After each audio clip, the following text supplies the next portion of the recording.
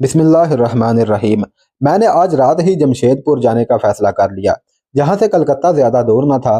सब तदबीरें नाकाम हो जाएं तो उस इंसान को अपनी कश्ती हालात के रहमो करम पर छोड़नी पड़ती है। जो कुछ भी पका हुआ था हमने जल्दी जल्दी जहर मार किया। ठीक 9:15 बजे हमारा काफिला विक्टोरिया टर्मिनल की तरफ रवाना हो गया। रेलवे स्टेशन पर गहमा गहमी खत्म हो चुकी थी और कुल्ली भी इक्का दुक्का ही थे। हाजी मस्तान के वाकिफ कार रेलवे मुलाजमीन और पुलिस वाले हमारे साथ एयर कंडीशनड अपार्टमेंट की तरफ चल पड़े। यूसुफ और मस्तान मुझसे बगलगीर हुए और मस्तान ने कहा कि मैंने इन सब रेलवे वालों को कह दिया है कि अगर आपको कोई भी गजंद पहुंची तो उनके घर वालों की लाशें ही उन्हें मिलेंगी। मैं देख रहा था कि दोनों के चेहरे पर घबराहट और परेशानी अयां थी। ठीक 10 बजे गाड़ी ने रवानगी का विसल बजाते हुए रेलवे ट्रैक पर रेंगना शुरू कर दिया। हाजी और यूसुफ खड़े देर तक मुझे हाथ हिला हिलाकर अलविदा कहते रहे। रेल जंक्शन से बाहर निकली तो मैं अपने डब्बे में बैठ गया। उसमें नीचे की 3 बर्थों पर रेलवे वालों की जानब से 3 बिस्तर लगाए गए थे। ऊपर वाली बर्थ पर मेरा और सपना का सामान था। सबसे ऊपर वाली बर्थ मुहाफिजों ने संभाल ली थी। नीचे वाली 2 बर्थों पर सपना और मैं बैठ गए। डाइनिंग कार बंद होने से पहले हमारे लिए चाय और बिस्किट भेजे गए। मैंने तमाम साथियों को चौकन्ना और अपना असलहा तैयार रखने का कह दिया। सोने से पहले मैंने तमाम साथियों के डब्बों में जाकर रवानगी में तब्दीली की वजह बताई और उन्हें मुतमईन करके और मजीद हदायत देकर अपने कूपे में आ गया। हालात की संगीनी की वजह से नींद तो हाक आनी थी। खासी देर तक मैं आंखें बंद किए लेटा रहा और फिर रात के आखिरी पहर मेरी आंख लग गई। जब मैं जागा तो दिन खासा चढ़ आया था। ट्रेन फराटे भरती छोटे स्टेशन पर रुके बगैर भागती जा रही थी। हम बम्बई और महाराष्ट्र के इलाके से निकल आए थे। बोगी के चारों कोनों पर मस्तान के भेजे हुए मुहाफिज बैठ चुके थे। सपना ने बताया कि रेलवे के अहलकार 2 मरतबा नाश्ते का पूछने आ चुके थे, मगर मैंने उन्हें यह कहकर टाल दिया कि मैं अभी सो रहा हूँ। मैं उठा, बाथरूम गया, नहा धोकर ताज़ा दम होकर बाहर निकला तो नाश्ता आ चुका था। नाश्ते से फारिग होकर मैंने कैसर और नंबर 2 को भी अपने कूपे में ही बुला लिया। अब तक हमारा सफ़र हैरियत से तय हो रहा था। हमारे हम सफ़र रेलवे अहलकार ने आकर बताया कि शाम 5:30 बजे हम जमशेदपुर पहुंच जाएंगे। अगरचे ट्रेन कलकत्ता तक जाती थी, मगर प्रोग्राम के मुताबिक जमशेदपुर से हमने लोकल ट्रेन पकड़नी थी। हमारे पास चूंकि असलहा ज़्यादा था, इसलिए ट्रेन की तब्दीली के दौरान असलहा कुलियों की नज़र में आ सकता था। मैंने रेलवे अहलकार से कहा कि वो जमशेदपुर से इसी ट्रेन के हमारे लिए कलकत्ता तक के टिकट बुक करवा कर ले आए। मस्तान की हदायत के मुताबिक उसे सफ़र में मेरी हदायत पर अमल करना था। चुनाचे मैंने उसे पैसे दिए और वो हमारे लिए टिकट खरीद लाया। क्योंकि अब सफ़र ज़्यादा नहीं था और मस्तान का खौफ भी था, लिहाजा उन सब अहलकारों ने फैसला किया कि वो हमें कलकत्ता स्टेशन से बाहर ही छोड़कर वापस जाएंगे। रात 10:30 बजे हमारी ट्रेन हुड़ा पहुंची और हम सब ने स्टेशन से बाहर आकर टैक्सियां लीं और रेलवे अहलकार वापस चले गए। मेरी आदत है कि मैं पहले से तयशुदा प्रोग्राम यकदम तब्दील कर लेता हूँ। मैंने पहले वाले होटल में ठहरने की बजाय स्टेशन पर लिखा हुआ एक एड्रेस चंदा होटल में ठहरने का फैसला कर लिया। उसी होटल में हमने अपने हिंदू और ईसाई नामों से स्टेशन पर से ही कार्ड भरे। अपने कमरे में पहुंचकर मैंने टाइम देखा तो रात के 12 बजे थे।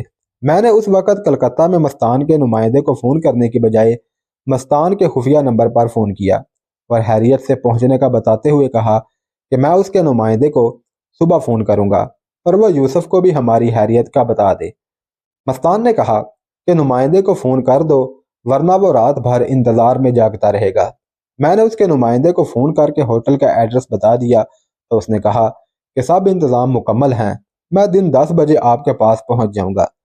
अगले रोज़ दिन 10 बजे मस्तान का नुमाइंदा चंदा होटल हमारे पास पहुंच गया और इजाज़त लेकर मेरे कमरे में आ गया। ये रेहान नामी बंगाली मुसलमान था। उसने बताया कि उसने एक छोटे स्टीमर का बंदोबस्त कर रखा है। हिफाजती नुक्ता नज़र से उसने स्टीमर के कप्तान को सिर्फ ये बताया है कि बांग्लादेश जाना है।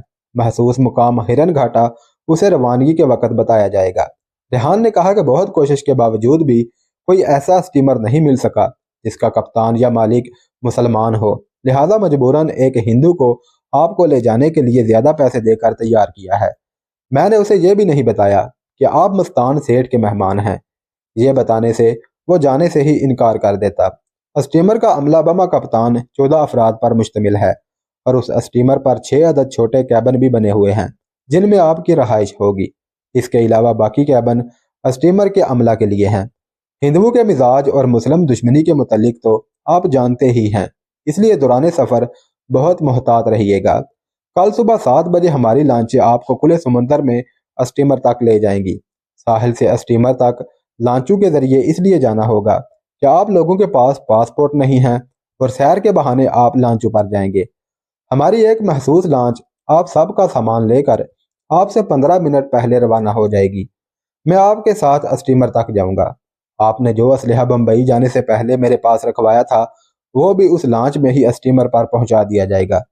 जब रेहान अपनी कारगुजारी सुनाकर खामोश हुआ तो मैंने कहा कि मस्तान सेठ ने अपने 3 मुहाफिज हमारे साथ भेजे थे जिन्होंने हमें हिरन घाटा तक छोड़ने जाना था, लेकिन मेरा अब यही ख्याल है कि अब उनकी ज़रूरत नहीं रही, लिहाजा कल सुबह इन्हें बम्बई वापस भेज दो। रेहान ने कहा कि आप अपने हाथ से उनकी वापसी का परवाना लिख कर मोहर लगा कर दें, वरना मस्तान सेठ उनका हशर नशर कर देगा।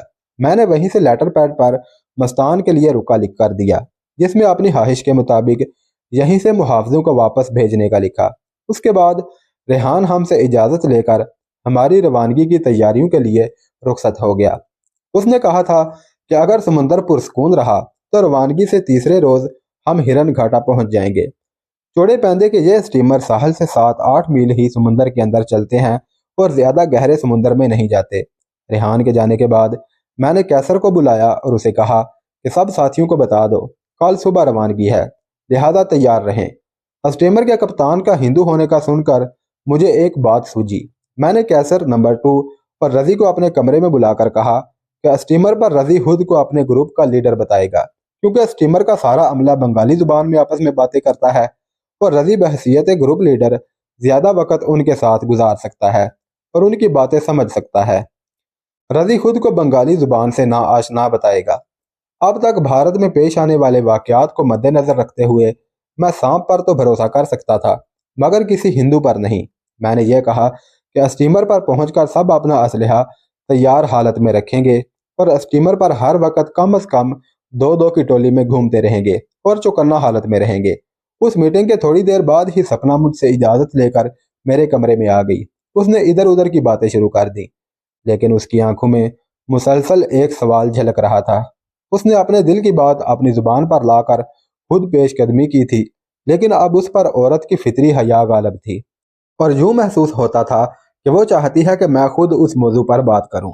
मैंने उसके दिल की बात समझते हुए कहा कि सपना, जो ख्वाब तुम देख रही हो उसकी ताबीर उलट भी हो सकती है। हालात के पेश नज़र ना तो मैं तुमको कोई हतमी जवाब दे सकता हूँ और ना ही मैं चाहता हूँ कि तुम जज्बात की रो में बहकर इतना बड़ा फैसला करो। हर पहलू को देखकर जो फैसला किया जाता है वही देर पा और पायदार होता है। वक़्त की ठोकरों ने मुझे अपने जज्बात पर काबू पाना सिखा दिया है। मैं सिर्फ तुमसे ये वादा कर सकता हूँ कि हिरन घाटा पहुंचकर मैं तुम्हें अपने फैसले से आगाह कर दूंगा। तुम हमारे साथ हो और जो अल्लाह को मंजूर होगा वही होगा और वो बेहतर ही होगा। जवानी में कदम रखते ही तुमने मर्दों की ज्यादतियां सही हैं और फिर दार्जलंग में अपनों की बेईमानियां भी देख ली हैं। तुम मजबूत बाजुओं के सहारे की मुतलाशी हो जो तुम्हारे जख्मों को भर सके। मैं हर मुमकिन ये कोशिश करूंगा कि तुम्हारी ये ज़रूरत पूरी कर सकूं। सपना ने बड़े तहम्मुल से मेरी बात सुनी और वह अपने कमरे में जाने के लिए उठी और दरवाजे तक जाकर वो यकदम पीछे पलटी और भागकर उसने अपना सर मेरे सीने पर रख दिया और उसकी आंखों से आंसुओं की लड़ी बहने लगी। मैं भी चाहता था कि वो अच्छी तरह रो ले ताकि उसके दिल में छुपा गुबार बाहर निकल सके और वो जहनी तौर पर हल्की हो जाए। मैंने उसे धीरे से खुद से अलग किया और उसे सोफे पर बैठने को कहा। जब उसका रोना थमा तो मैंने उसे कहा कि कल सुबह हम लोग यहाँ से रवाना हो रहे हैं। हमने हिरन घाटा से बैंकॉक और बैंकॉक से पाकिस्तान जाना है, लिहाजा वो अभी कैसर और नंबर 2 के साथ बाजार जाकर अपनी पसंद और ज़रूरत के कपड़े और दूसरी अशिया खरीद ले। मैंने उसे शॉपिंग के लिए 20,000 रुपये दे दिए। मैं चाहता था कि इस तरह सपना का ध्यान बट जाएगा।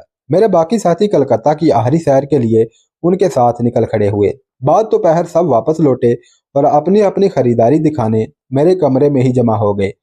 सपना को कलकत्ते में सिर्फ साड़ियाँ और जूते ही मिल सके। उसने बड़ा नफीस किस्म का जेवर भी खरीद लिया था। कैसर और बाकी सब साथियों ने अपनी शॉपिंग के अलावा कश्मीरी बाजार से अपने अपने असलहा के लिए कवर भी खरीद लिए थे। गर्ज कि शाम तक हम रवानगी के लिए बिल्कुल तैयार थे। میں نے مستان کو کال کر کے بتایا کہ ریحان نے کل صبح ہماری روانگی کا بندوبست کر دیا ہے اور میں آئندہ بینکاک سے اسے فون کروں گا۔ مستان نے بمبئی کے متعلق بتاتے ہوئے کہا کہ ہندو مسلم فساد میں شدت پیدا ہو چکی ہے اور فسادات پھیل کر احمد آباد تک پھیل چکے ہیں۔ اس کے اور یوسف کے ٹھکانوں کی مکمل نگرانی جاری ہے۔ چونکہ گوکھلے کے معاملے میں ہم ظاہری طور پر شامل نہیں ہیں، اس لیے پولیس اور خفیہ اداروں نے ظاہری طور پر ہم پر ہاتھ ڈالنے کی کوشش نہیں کی، لیکن ہمارے پاس آنے جانے والوں سے باہر ہی باہر پوچھ گچھ کر رہے ہیں۔ تصویری حقوں سے مشابہت رکھنے والے کئی پٹھانوں کو حراست میں لے لیا گیا ہے اور میرے اور یوسف کے مقرر کردہ وکیل انہیں حراست سے چھڑوانے کے لیے دن رات کوشش کر رہے ہیں۔ فسادات میں 8 مسلمان اور 35 سے زیادہ ہندو مارے جا چکے ہیں اور کچھ گھائل ہسپتالوں میں پڑے ہوئے ہیں۔ شیو سینا والوں کو اس بار منہ کی کھانی پڑی ہے۔ مسلمانوں نے ہندو حملہ آوروں میں اکثریت کو چھریوں اور خنجروں سے ہلاک کر کے گٹروں میں پھینک دیا ہے۔ بمبئی کے گٹروں کا قطر ایک منزلہ مکان سے بھی بڑا ہے۔ میں نے مستان کو کہا کہ حالات کچھ ایسے ہیں کہ مجھے بہت جلد دہلی اور بمبئی آنا پڑے، اور اگر ایسا ہوا تو میرے حلیے سے بڑا نظر شناس اور تجربہ کار انسان مجھے پہچان نہیں پائے گا۔ یوسف پٹیل کا میری طرف سے شکریہ ادا کرنے کا کہہ کر میں نے فون بند کر دیا۔ اگلے روز 6:30 بجے ہم اپنے ہوٹل سے چیک آؤٹ ہو گئے اور ٹیکسیاں جنہیں ریحان نے پہلے ہی بک کر رکھا تھا ہمیں لے کر روانہ ہو گئیں۔ کلکتے کی صبح ہر ساحلی شہر کی طرح دھند میں ڈوبی ہوئی تھی۔ ٹیکسیاں ہمیں ایک ایسے ہی ساحل پر لے کر گئیں جہاں صرف 4 لانچیں کھڑی تھیں۔ ایک لانچ میں ہمارا سارا سامان لاد دیا گیا اور باقی 3 لانچوں میں ریحان سمیت سب بیٹھ گئے اور لانچیں سمندر میں اس سمت کی طرف روانہ ہو گئیں جدھر سمندر میں اسٹیمر کھڑا تھا۔ ساحل سے اسٹیمر تک سفر اس زاویے سے ہم نے طے کیا کہ بغیر کسی چیکنگ اور کوسٹ گارڈ کے ہم اسٹیمر تک پہنچ گئے۔ میرے ساتھیوں نے سارا سامان اسٹیمر میں منتقل کیا۔ ریحان نے میری ہدایت کے مطابق کپتان سے رضی کو بطور گروپ لیڈر متعارف کروایا اور ہمیں الوداع کہہ کر ریحان واپس لانچ میں جا بیٹھا اور واپس روانہ ہو گیا۔ اسٹیمر نے لنگر اٹھایا اور تیزی سے مقررہ سمندری حد میں جا کر بنگلہ دیش کی طرف روانہ ہو گیا۔ ایک 2 برتھوں والے کیبن میں میرا سامان رکھ دیا گیا۔ میں اسٹیمر کا جائزہ لینے کے لیے عرشے پر آیا تو دیکھا کہ رضی پہلے ہی کپتان کے ساتھ کھڑا ہے۔ میں بھی ان میں شامل ہو گیا۔ دونوں نے مجھے نظر انداز کرتے ہوئے اپنی گفتگو جاری رکھی۔ میری ہدایت کے مطابق رضی کپتان سے اردو میں بات کر رہا تھا اور کپتان بنگالی، ہندی اور اردو میں ملا جلا جواب دے رہا تھا۔ رضی نے اس سفر کے دوران خوراک کا پوچھا تو کپتان نے کہا کہ ریحان صاحب آپ لوگوں کے لیے کھانے پینے کا وافر ذخیرہ صبح ہی اسٹیمر میں بھجوا چکے ہیں۔ میں انہیں چھوڑ کر اسٹیمر کے انجن روم میں جانے لگا تو کپتان نے سخت لہجے میں مجھے کہا کہ ادھر جانے کی اجازت نہیں ہے۔ میں خاموشی سے پلٹ آیا۔ میری چھٹی حس کہہ رہی تھی کہ کچھ نہ کچھ گڑبڑ ضرور ہے۔ میں نے کیسر کو، جو کیبن میں گھٹن کی وجہ سے عرشے پر آ گیا تھا، کہا کہ سب ساتھیوں کو جا کر کہو کہ اپنا اپنا اسلحہ لے کر تیار رہیں۔ میں نے کیسر کو کہا کہ انجن روم میں ضرور کوئی نہ کوئی ایسی بات ضرور ہے جس کی وجہ سے کپتان نے مجھے وہاں جانے سے روکا ہے، اور میں صرف اسی انتظار میں ہوں کہ اسٹیمر کلکتہ سے اتنی دور نکل آئے جہاں پر کوسٹ گارڈ کی رینج ختم ہو جائے۔ پھر ہم انجن روم میں جا کر وہاں کا جائزہ لیں گے۔ اگر سب ٹھیک نہ ہوا تو ہم اسٹیمر کے وائرلیس سسٹم اور نیویگیشن روم پر کنٹرول کر کے کپتان کو اسلحہ کی نوک پر مجبور کریں گے کہ وہ ہمیں بغیر کسی ہیرا پھیری کے سیدھا ہرن گھاٹا تک لے جائے۔ میں اپنی جیکٹ گرمی کی وجہ سے کیبن میں ہی اتار آیا تھا، جس میں میرا پسٹل اور ریوالور تھے۔ میں جیکٹ لینے کیبن میں گیا تو دیکھا کہ سپنا نے کیبن کی دوسری برتھ سنبھال رکھی ہے۔ میرے پوچھنے سے پہلے ہی وہ بولی، دوسرے غیر مردوں کے ساتھ رہنے کی بجائے میں آپ کے کیبن میں آ گئی ہوں۔ اگر آپ کو میرا یہاں آنا پسند نہیں تو میں سارا وقت عرشے پر رہنے کو ترجیح دوں گی۔ میرے پاس اس کی دلیل کا کوئی جواب نہیں تھا۔ میں نے کہا کہ مجھے کوئی اعتراض نہیں ہے۔ یہ کہہ کر میں اپنی جیکٹ اٹھائی اور عرشے پر آ گیا۔ اسٹیمر کلکتے سے اتنا دور آ گیا تھا کہ اب ساحل پر اکا دکا پیڑ ہی دکھائی دے رہے تھے۔ سورج بھی سروں کے عین اوپر پہنچ چکا تھا۔ رضی عرشے پر ایک بینچ پر بیٹھا تھا۔ میرے تمام ساتھی اپنا چھوٹا اسلحہ لے کر ایک ایک کر کے عرشے پر پہنچ چکے تھے۔ میں نے نمبر 2 کو کہا کہ ٹھیک 2 بجے ہم انجن روم میں داخل ہو جائیں گے، اس لیے ساتھیوں کو بتا دو کہ سب تیار رہیں۔ ٹھیک 2 بجے میں، کیسر اور جے سی او انجن روم کے دروازے کی طرف چل پڑے۔ دروازے کے باہر عرشے پر स्टीमर के 2 कारकुन खड़े थे। उन्होंने बंगाली में पूछा कि हम कहाँ जा रहे हैं। मैंने अंग्रेजी में जवाब दिया, इंजन रूम में। फर्शे पर ही एक बुलंद कैबिन में स्टीमर का नेविगेशन सिस्टम और मुल्हिका कैबिन में वायरलेस सेट नस्ब था और कप्तान स्टीमर के कंट्रोल के पहिए को थामे खड़ा था। स्टीमर के मुलाजमीन ने चिल्लाकर उसे कहा कि ये लोग इंजन रूम में जाना चाहते हैं। कप्तान व्हील अपने नायब के सुपुर्द करके फौरन हमारे पास आ गया और बंगाली में गाली देकर कहने लगा, तुम शाला इधर कैसे जा सकता है, यहाँ से दफा हो जाओ। ये अल्फाज कप्तान के मुंह से निकले और उधर मैंने एक भरपूर घोंसा कप्तान के दाएं रुखसार पर दे मारा। वो अरशे पर गिर गया और उसके मुंह से खून बहने लगा। शायद उसका कोई दांत टूट गया था। मेरे कप्तान को घोंसा मारने की देर थी कि मेरे तमाम साथियों ने स्टीमर के हसास मकामात पर पोजीशन संभाल ली। कैसर भागता हुआ नेविगेशन रूम में गया और नायब कप्तान को अपने रिवाल्वर की जद में ले लिया। रजी ने एक साथी के साथ बाकी स्टीमर के अमले को अपने कंट्रोल में ले लिया और उन्हें बिल्कुल खामोश रहने का हुक्म दिया। जेसीओ और 2 साथी मेरे साथ खड़े थे। उन्होंने कप्तान को, जो इंतहाई हैरत ज़दा और खौफज़दा था, उसको खड़ा होने का कहा। वो अपने चेहरे को एक हाथ में थामे फौरन ही खड़ा हो गया। एक साथी ने दोनों कारकुनों को, जो इंजन रूम के बाहर खड़े थे, उनके हाथ सर पर रखवाकर उल्टा लेटने का कहा और कप्तान को आगे लगाए मैं, जेसीओ और एक साथी इंजन रूम की सीढ़ियां उतरने लगे। इंजन रूम में 2 इंजीनियर्स और 2 ऑपरेटर इंजन की देखभाल और इंजन की शाफट को ऑयल लगा रहे थे। यहाँ अच्छी खासी गर्मी और हबस था और दीवारों और छतों पर लगे सब पंखे चलने के बावजूद भी उस गर्मी को कम करने में नाकाम साबित हो रहे थे। ज़ाहरी तौर पर इंजन रूम में मुझे कोई ऐसी बात दिखाई ना दी जिसकी वजह से मुझे इंजन रूम में आने से रोका गया था। मैंने चारों तरफ देखा तो सीढ़ी के साथ मुझे एक दरवाज़ा दिखाई दिया। मैंने अपना पिस्टल और रिवाल्वर दोनों हाथों में पकड़े हुए थे।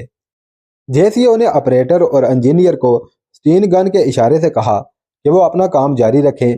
मेरे साथी ने कप्तान को कवर किया हुआ था। मैंने बंद दरवाजे को जोरदार किक मारी तो दोनों पट खुल गए। उस वर्कशॉप में एक लैथ मशीन और दूसरे मशीनी औजारों के दरमियान 2 पंजों पर पसीने से शराबोर भीगी वर्दियों में एक पुलिस इंस्पेक्टर, 2 सिपाही और 4 भारतीय फौजी, जिनमें एक कैप्टन, एक जेसीओ और 2 फौजी सिपाही बैठे हुए थे। सिपाहियों की राइफल्स और जवानों के आर्म्स दीवारों के साथ खड़े थे और कैप्टन, जेसीओ और इंस्पेक्टर के आर्म्स उनके होलोस्ट्रोल में थे। वर्कशॉप के अंदर मैं अकेला था और ये 8 बमा असलहा के। मेरे पास सोचने और साथियों को बुलाने का वक्त नहीं था। मैंने अपने पिस्टल और रिवाल्वर से उन पर ताबड़तोड़ गोलियां बरसानी शुरू कर दी और उस वक्त रुका जब आखिरी गोली भी फायर हो गई। मैंने उन्हें संभलने का मौका ही नहीं दिया था। उस वक्त मेरे दिलो दिमाग पर फौज का वो मशहूर मकूला था, अपने दुश्मन को पहले हलाक कर दो इससे पहले कि वो तुम्हें हलाक कर दे। इंजन रूम में गोलियों की आवाज़ सुनकर जेसीओ ने साथियों को उन सब को कवर करने का कहकर कप्तान को लिए इंजन रूम में आ गया। मेरा पिस्टल और रिवाल्वर बिल्कुल खाली थे। मैंने जेसीओ की स्टीन गन लेते हुए कप्तान को औंधे मुंह लेटने का कहा और जेसीओ से कहा कि कैप्टन, जेसीओ और इंस्पेक्टर के साइड आर्म्स उनके होलोस्ट्रोल से निकाल ले और जवानों की राइफलें वर्कशॉप में महफूज जगह पर रखे और फिर उनको देखे कि मर चुके हैं या जिंदा हैं।